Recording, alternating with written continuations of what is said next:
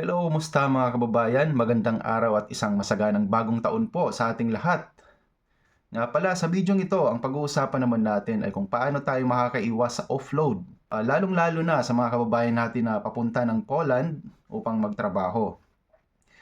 Pero bago nating umpisahan itong ating pag-uusapan, sa mga hindi pa nakakaalam kung anong ibig sabihin ng offload, ito po ay ang sitwasyon kung saan ang isang pasahero ay hindi pinayagang makaalis ng mga immigration officers. Nangyayari ito kapag hindi nakapasa ang isang pasahero sa mga kinakailang dokumento o pagsusuri. At kadalasan ay isinasagawa ito sa mga airport or seaport. Ang offloading po ay bahagi ng proteksyon ng gobyerno laban sa mga illegal na aktibidad. Okay? So yun po ang ibig sabihin ng offload. At siya nga pala, doon sa mga bago pa lang sa ating vlog, ay huwag niyong kakalimutan na mag-subscribe sa ating YouTube channel at patap na rin ang bell button para lagi kang updated sa mga susunod pang informative video. At ganoon din po sa ating Facebook account, pa-click po ng follow button at pa-like and share na rin po para sa iba nating mga kababayan. So ito nga po yung mga tips and ideas para makaiwas offload kapag tayo ay paalis ng bansa or para mag-abroad. So unang-una, iwasan po natin na magkaroon ng mga expired documents. Kaya napaka-importante po na i-check po natin lagi yung mga important documents bago po tayo umalis ng bansa. Lalo na sa mga papuntang Poland ay yung OEC, yung contract at saka visa. Pangalawa ay dapat siguraduhin natin sa umpisa pa lang na yung agency na nag-assist sa atin or yung pinag-applyan natin, lalo na sa Pilipinas, na under po siya or accredited po siya ng DMW or Department of Migrant Workers. Pwede nyo po yan i-search sa mga website ng DMW. At para naman sa mga magko-cross country, ang good thing po kasi kahit hindi siya accredited ng DMW ay okay naman po yun. But para makaiwas naman po tayo sa mga scammers, ay kailangan pa rin po natin mag-research or i-double check, triple check natin yung mga agencies na pagkakatiwalaan natin. Huwag po tayo basta-basta magtitiwala sa mga verbal words lang, sa mga nakakausap natin, lalo na kung hindi naman natin kakilala. At pangatlo ay yung mga incomplete na documents from agency or sabihin na natin galing sa employer natin sa Poland. So siguraduhin po natin na double check natin before pa yung flight natin na kumpleto lahat ng mga documents na kakailangan natin. So mas safe po na magtanong tayo sa ating agency ng mas maaga kung kumpleto na ba lahat ng mga documents na kakailangan natin, kasi sa immigration po ay i-check po nila yung mga documents na yon, yung mga importanteng documents, at kapag may kulang ay maaaring ma-hold po kayo or ma-offload po kayo sa immigration.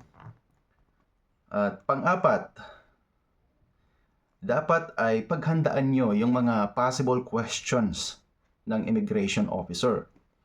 So, ito ay pwede nyo rin po itanong sa mga agency nyo kung ano ba yung mga possible questions, ano ba yung mga kadalasang chine-check nila at itinatanong sa immigration.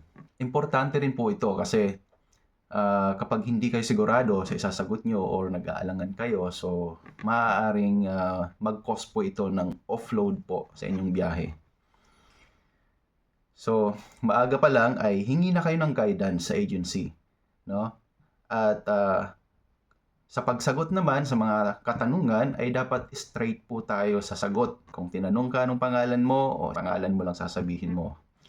Kung saan ka pupunta o kung papunta ka ng Poland, pupunta po ng Poland para magtrabaho. Ganyan. Okay? Then, panglima, kailangan lagi po nating ugaliin na magbasa at unawain yung mga documents na meron tayo. Yung mga importanteng documents, mga importanteng impormasyon doon po sa ating dokumento. Like yung company natin pagdating dito, yung pangalan ng agency dito sa Poland or sa Pilipinas, at kung ano po ang klase ng trabaho. So, dapat po alam nyo yung mga impormasyon na gano'n. Pang-anim ay yung mga hindi tugma na informations. Hindi naman lagi na nag-check ng ganun, no? Pero mas maganda kung i-check natin ng mas maaga yon, i-double check natin na talagang yung mga impormasyon ay magkakapareho. Kaya maaga pa lang ay i-check na natin na siguraduhin natin na lahat ng mga impormasyon doon sa mga dokumento natin ay magkakatugma. Pang-pito po ay mas maganda po kung maaga tayo na makakapag-check-in. Makakapag-check-in sa immigration at para maiwasan po natin na malate sa biyahe. Kasi po ang pagkakaalam ko at based na rin po sa aking experience, at least 2 hours before po ng flight nyo ay pwede na po kayong mag-check-in. So, mas maganda pong gawin to, advance po ng 2 hours, like 2 hours before flight, mag-check-in na kayo para kung merong mga small problems or mga problema na dapat ayusin ay may oras pa po kayo para ayusin yung mga yon. Sa mga kababayan natin na papuntang Poland, so tandaan nyo po yung mga bagay na ito at gawin nyo po para po maiwasan natin ang offload kapag magbibiyahe tayo. At karagdagan pa pong tips and advice, yung mga documents, yung mga importanteng documents na sa tingin nyo ay kakailanganin sa immigration, ay i-separate nyo na po. Ihanda nyo, itabi niya po siya ng maayos na madali nyo pong mahahanap at madali nyo pong makukuha.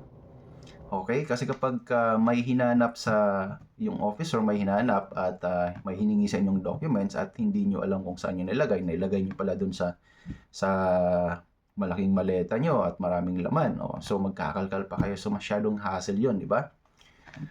Kaya dapat po ay naka-ready at accessible po or madali pong makukuha lahat ng mga dokumento, mga importanteng dokumento. Okay? So, yun lang po ang ating video. Sana ay nakatulong po ito sa ating mga kababayan. Maraming salamat po sa panonood at see you po in the next video.